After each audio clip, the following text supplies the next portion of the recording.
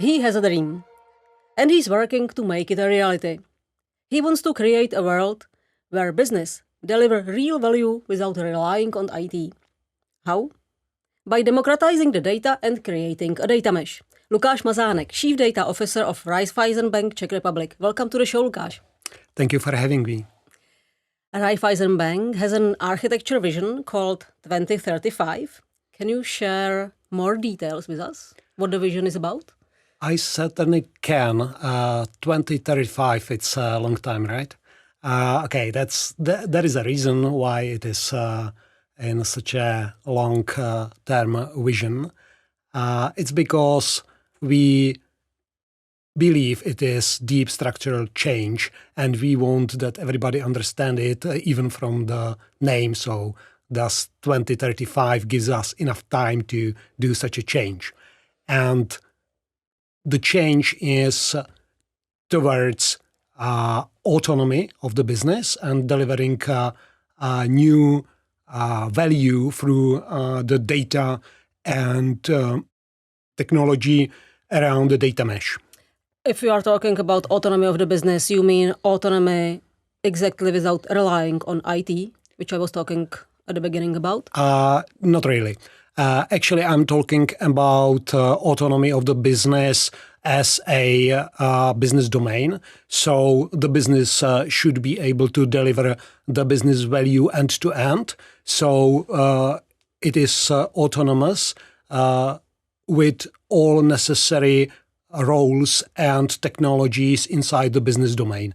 And the challenge is to connect such autonomous parts of a company together to deliver one unified product as a bank.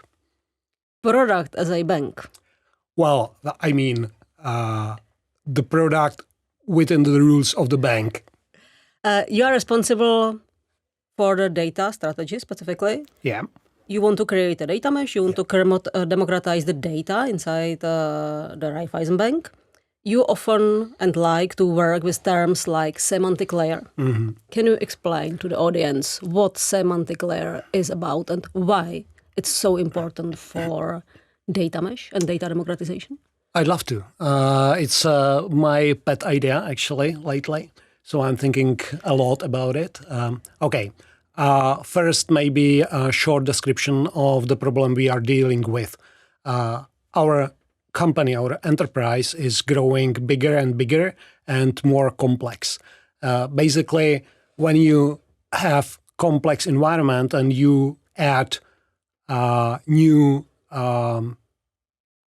application, then it is not creating plus one bigger problem, actually, because there are association between all applications and systems. So adding one system can generate a really bigger growth of the problem.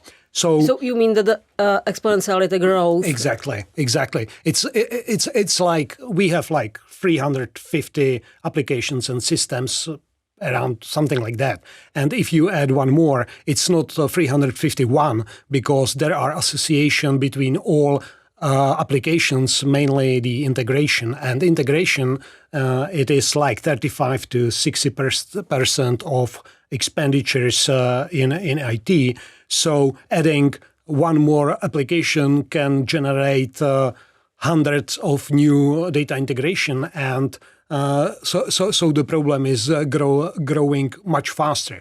And each such system usually is a silo. So there is locked data within the application, and the data has different meaning within the application. It's like the most simplest example would be, for example, customer name, which sounds pretty obvious, but in some countries you have third name, and where will you put this name when you have only two attributes, first name and last name?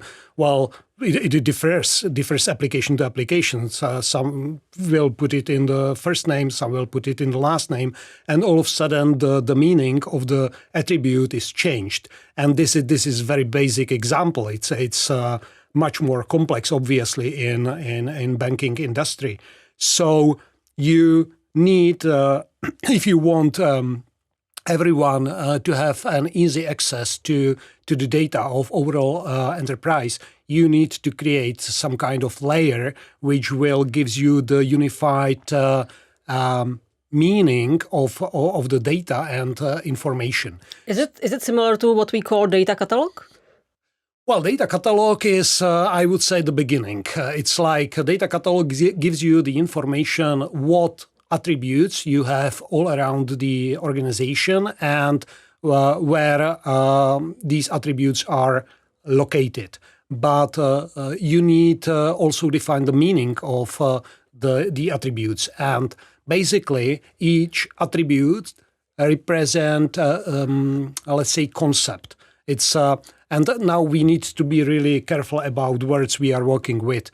Concept doesn't mean object. So if I say a chair, I have in my mind some concept. Basically, it can be four-legged chair, three-legged chair, one-legged chair. It can be white, black, whatever. That's a concept. It's not the actual chair. And it is same in IT. So each attribute represents some kind of concept. And so what you are talking about is that you need to describe the concept carefully. So each one has the same like picture or image of the chair in his head, and all the chairs are the same, right? Well, all the chairs aren't same actually, but the concept is same. So if I will say we will move chairs from the room, then I don't really have to know how the chair looks like. I will go to the room, I will see something which looks like a chair, then I grab it and move it somewhere else. And this is the idea. So basically, we need to say, okay, this attribute represents this concept. And then we need to say what the concept means. Mm-hmm. And the concept changes its meaning based on context. And context is given by domain, business domain. Okay. And we are back in autonomy. So first we need to carefully split the organization into business domains, because within these business domains we have a context, and the context gives the meaning to the concept. And so we need to give the tool to the employees to define their concepts within their context. It's like when you try to define some business term and you invite all important people from all company saying, okay, guys, define who is your customer. Well, you will never reach agreement, right? Because for a retail and for corporate, the customer is someone completely different. It's a physical person or legal entity, right? It's the complete different definition. But on conceptual level, it's a customer. They will understand. If somebody from corporate says, okay, give me all your customers to the retail, well, both they understand what he or she is going to get. So we need to define concepts for all attributes and create business glossary. So all of a sudden we have defined concepts on business domain level, and now we can understand what each data means in the given domain. And okay, well, these tools are available for multiple years, so that's nothing new. But what's new is coming of knowledge graphs, because knowledge graph is something which can visualize concepts and their relationships between each other. And it's really easy to understand visualization, because because you can see the concept and the relationship right before your eyes, and the implications are obvious all of a sudden. So semantic layer is something which provides easy, understandable, and accessible layer to all the data within the enterprise. So basically, all of a sudden, you don't need to understand every particular system to get the data or information from the system. All of a sudden, you can write your select or ask your question to the semantic layer, and you will get your answer right away. So it is like paradigm shift, I would say. And another reason why it's good to have a semantic layer is artificial intelligence, because artificial intelligence is something which can improve our efficiency. It can make decisions for us whenever it makes sense and automate processes and things. But if we want AI act in such a way, we need to give to the AI knowledge, not the data. And the difference between data and knowledge is you need to provide the context, meaning, experience, and some other important metadata.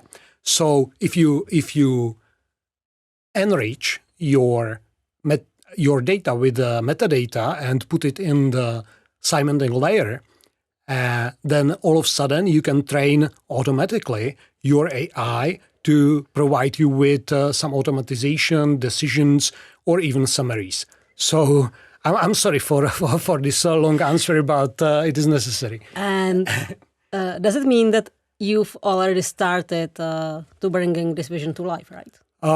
We definitely are working on this for multiple years, but we started small. We started with data catalog, business glossary. We are making some proof of concepts to knowledge graphs and semantic layer. And which business domain did you choose as the first ones? That is a very good question. Actually, I'm waiting because we are in the middle of agile transformation. So right now we are building our first business domains. So I will use this domain as an example. But for example, our investment is working for quite a significant amount of time as a business domain. It's not officially a business domain, but it acts as it. And we are right now preparing the proof of concept in the data mesh field. And I need to maybe clarify the connection between semantic layer and the data mesh, because data mesh is not only about the sharing the data, but it's also about data products. And data product mean something which is standardized. And this standardization comes from understanding of the data and the meaning of the data. And you are back at the semantic layer. So it is closely connected. It's not only about the semantic layer and understanding what the data are about the context and concept, as you were talking about, but also, from my perspective, the challenge is to keep the proper data governance in each of the domains created, right? Yes. Well, first, it is really important the way how you are going to create the business domain. We used domain-driven design by Eric Evans as a methodology, and basically he states that a business domain is a sphere of influence and knowledge or acts. And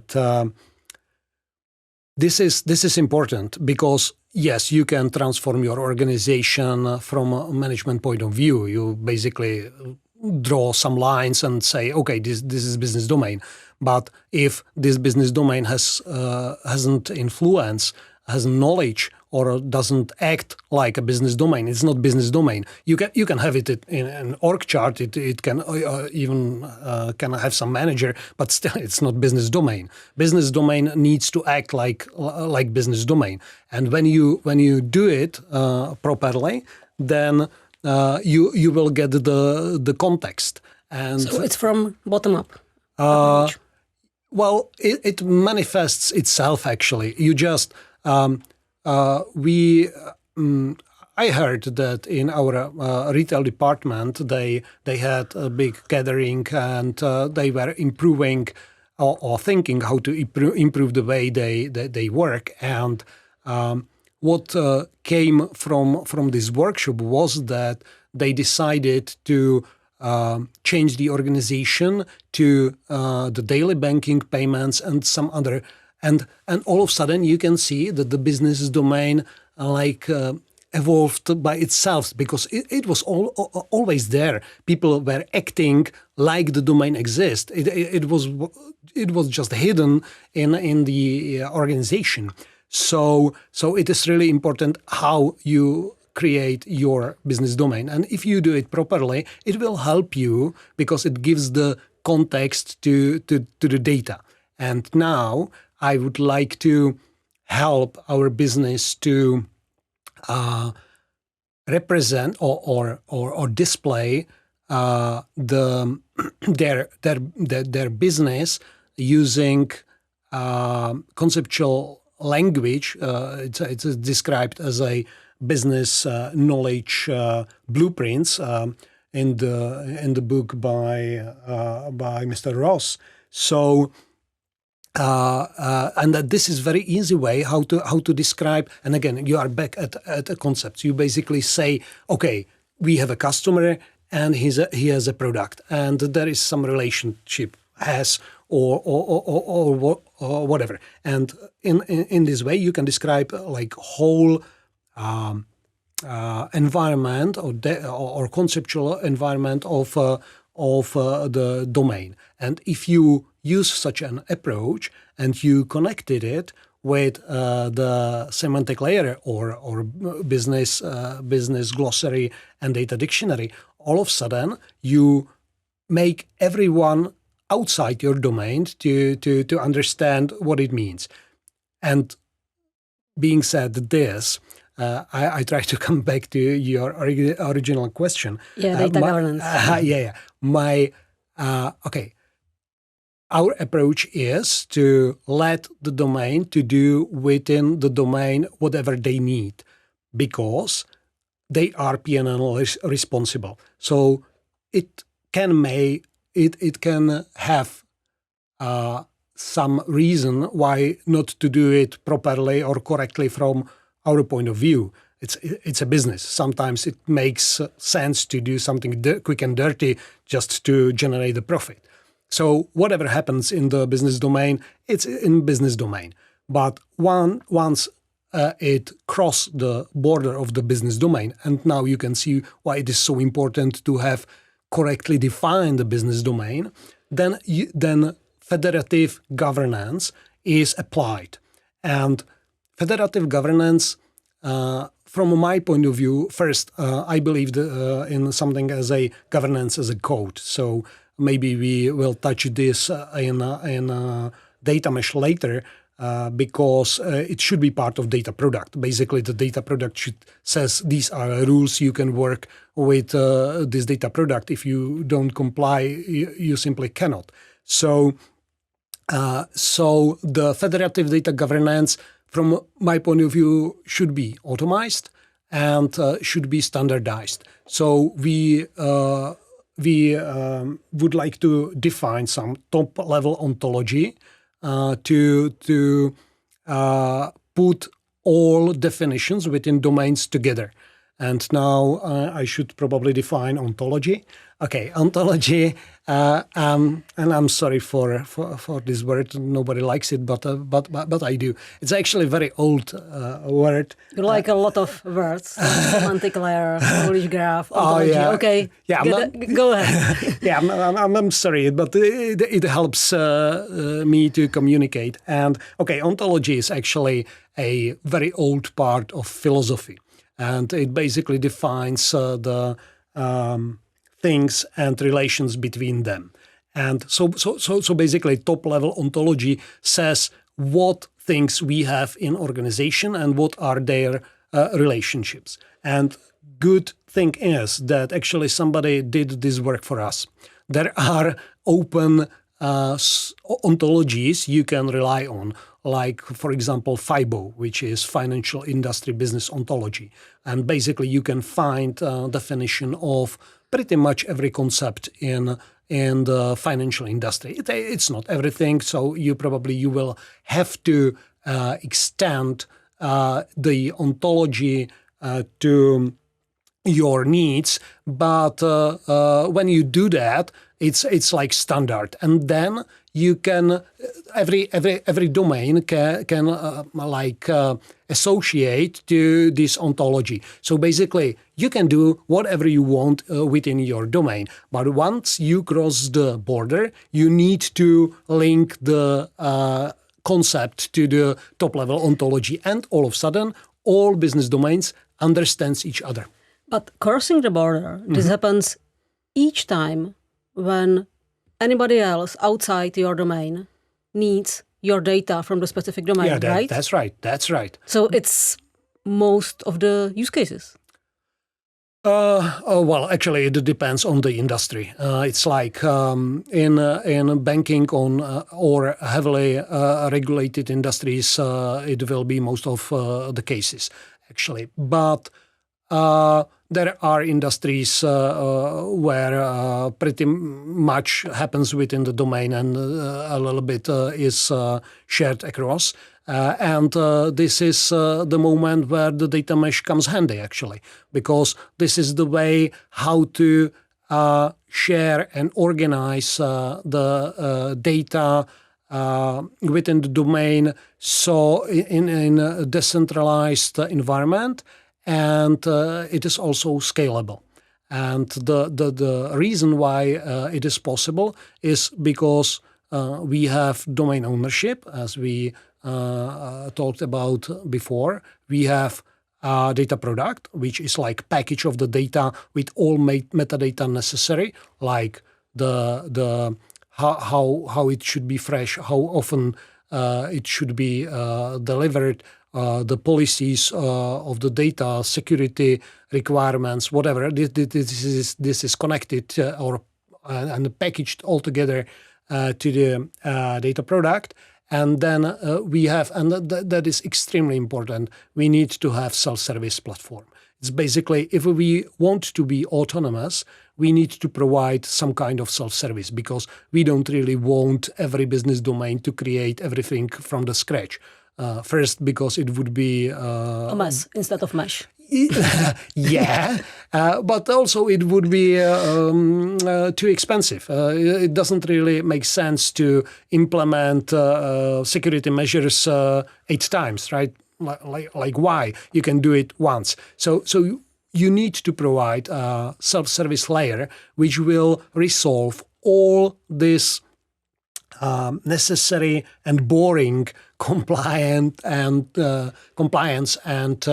IT stuff for you, so the business can focus on their goal. So in my data strategy, I describe it as a robot assembly line. It's like it's a place where the business arrives and everything is ready and shiny and working out, and then they just say, okay, all of a sudden we want to create a red car instead of a white, and that's it. It's a business idea, and we can right away start the production.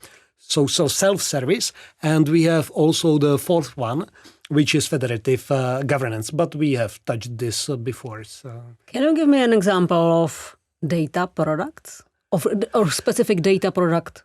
It's Raiffeisenbank? For example, sales. It's like if we would like to create, let's say, a machine learning model to analyze the transactions of the given customer, then it would be handy to have obviously the transactions. So in the retail business domain, where the business happens, the transactions of the given customers are captured, and these transactions are packaged together with the policies, like, for example, who can read the transaction, or GDPR regulations, or requirements for freshness of data or whatever. So it is packaged, and it is provided usually as a service to the other business domain, and also it is registered to so-called marketplace. So all of a sudden, everybody in the company can see that the data package, data product, sales, or it would be probably called something like all transactions of a retail customer or something like that, because the name of the product should be descriptive. You should understand what's in the package right away. So it will be provided into the marketplace, and then everybody can come and get it. If I understand it well, so I can come to the marketplace, ask for for example, transactions data from retail customers or of retail customers, and I can ask those data a lot of questions I'm interested in, for example, from marketing perspective, right? To build better strategy. This is what a data product should be definitely, about. Definitely. Usually, customers of marketplace are data scientists. So you can do all kinds of the magic they do, but also it can be a financial officer or a risk manager or somebody like that to use the data for, I don't know, detecting fraudulent behavior or just computing the financial position of the customer. So yeah, but if I come from different business domain, I'm able to ask, not simple, but in a simpler way, questions to that data product and get my answers I'm interested in. What you will get is a package of the data. So what happens with this package is a little bit on you. So you probably need to load it in some kind of application, or maybe just Excel. But of course. But then you can do whatever you want with the package of the data, because again, we are back at the meaning of the data semantic layer, because these data, you know what it means, because every attribute is defined. You can go to the definition, you can read what it means, how should it be used, and then you can do whatever you need to do. You can even create a new pipeline saying, okay, I'm reading this data regularly, every hour, every day, every whatever, and you can build your application based on this pipeline. So it really depends on you. What's new in this is the decoupling part, because now you not all data are stored in same place. So if there is a outage of some system and the data are available from the provider, then still all consumers can consume the data, right? But if you have everything in one place and then there is an outage, it's outage for everyone. So this is the concept of decentralization. So I believe, okay, not every approach is good for every problem. So there are problems which should be dealt with centralized solutions and some with decentralized. The data mesh is for complex and big organization. So if you have a quite simple business with relatively small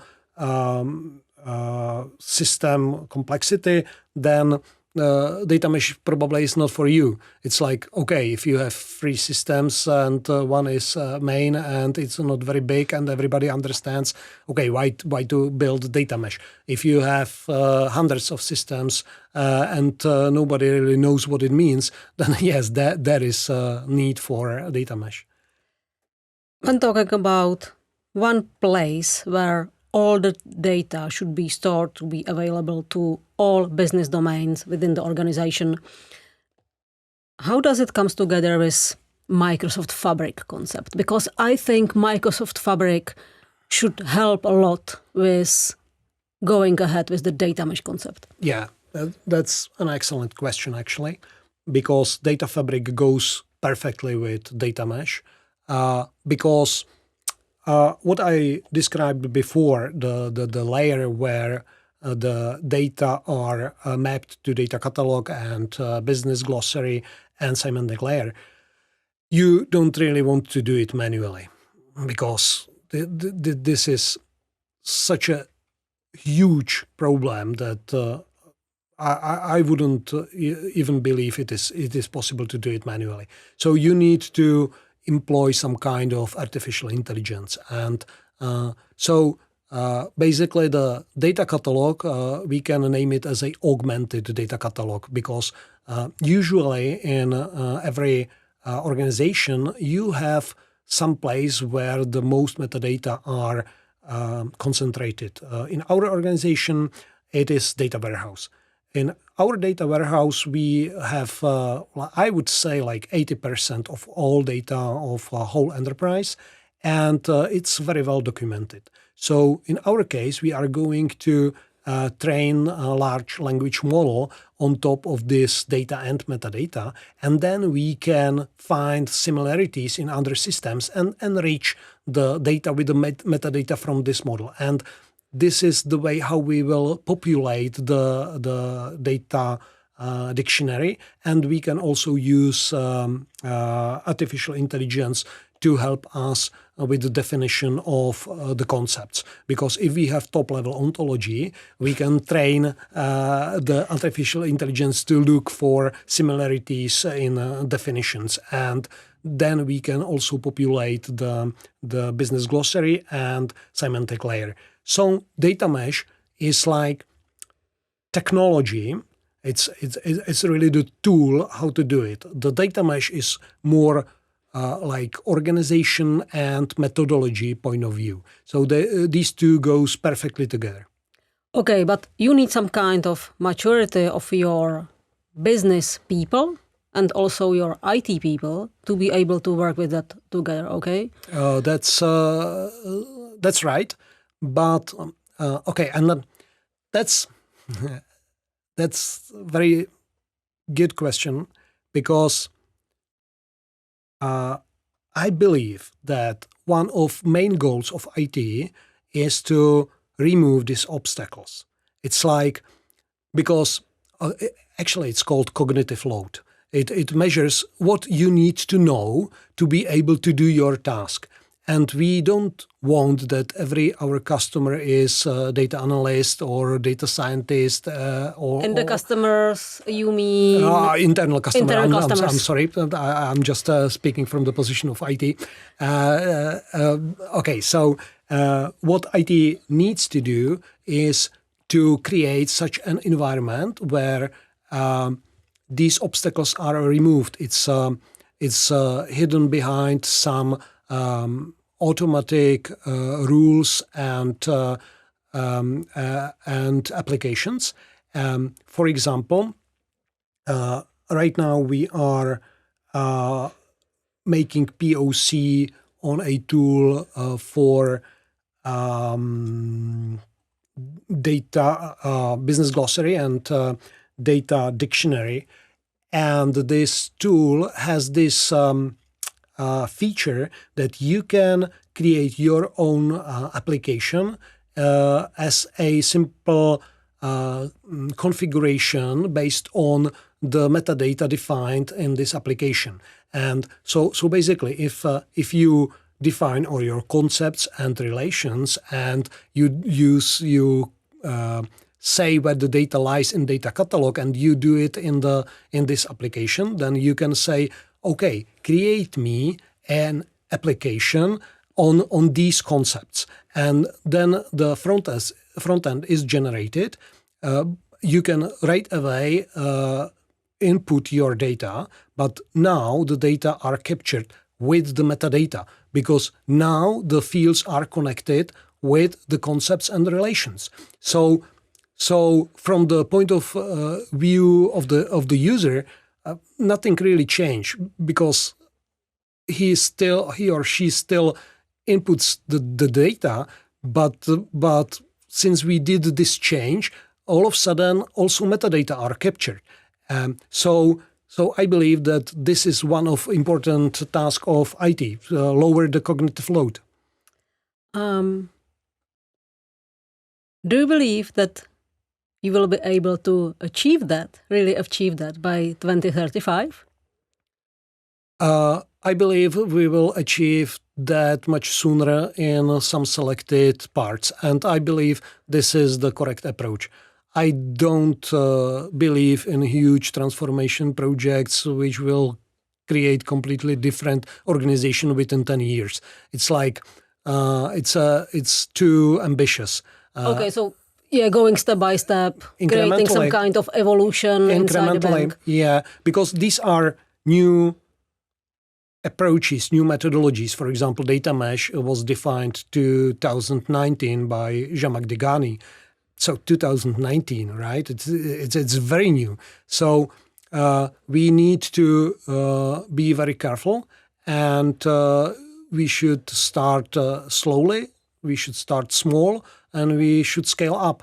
And okay, so my goal after we set up the environment, my first goal would be, okay, let's capture the new data in the new way. Not change all the organization, but let's not worsen the situation. So I don't know, maybe it doesn't sound too ambitious, but I believe this is the right way. What are the main challenges you expect to meet, or you expect to need to be overcome? Okay, this is cultural change, actually, because we are living in the world of application first. When you come in any meeting, when they are creating some new product or something like that, they are talking about behavior of the application. It's like how it will be react on this situation, or where will be the button. But almost never you can hear discussion about the data. But the paradigm is shifting, and it's shifting right now. I'm reading the great book. It's called Data-Centric Revolution. I really recommend. And there are situations described why this change is difficult. For example, there was a Hungarian doctor in like 19th century who knew that there is a correlation between the afterbirth troubles and the hygiene. And he proved it because he changed the situation in the hospital, and these problems improved. But he was ridiculed, and he ended up in the mental hospital, and he died, and he never saw his finding to get in the reality. It's so we as a humanity, we knew there was a proof, but still we didn't change, because for people it's easy to continue with the knowledge or situational environment as they know. And if the paradigm shift is required, well, that's really, really difficult. And people were dying because of this. And still or for example, there were like sailors and they had this disease because of the lack of vitamin C. And they made an experiment with the lemon juice, and these problems disappeared. And still, I think it took like 50, maybe 100 years before they took the lemon juice together on the boat, and people were dying. They knew it, and they were still dying. So okay, the biggest obstacle would be the culture. It's cultural change because data-centric thinking is completely different. It's like the idea behind it is, okay, let's take best care about the data. Let's have one unified meaning of the data, one model. And I don't really think the canonical model. I mean, one model for the organization. Then build as simple applications as possible so we can toss them away. Because that's exactly what is happening, and it's happening every day. I'm always surprised. It's like it's so obvious because if you work in some corporation, you probably witnessed the situation where old system was replaced with the new one, right? But when the system is replaced, it's not like that every data is deleted and you will start from scratch. No, the new application is installed and every data is migrated inside. But still, nobody cares about the data. They care about it. It works in a different way. Yeah. You need to spend more time to leverage all the new functions and features. Yeah. So it's cultural change, and it won't be easy. It won't be easy. This is the biggest obstacle. So it's not technology. It's not methodology. We have. I would say we have everything we need. We just need. Convince people this is the right way, and we need them to help us. It's like we need this network effect. It's the data governance was, well, okay. Lately, when I have speeches somewhere, my first question to the auditorium is, who thinks that the data governance is sexy? And lately there are people who raising their hands and thinking that's sexy. Who are they?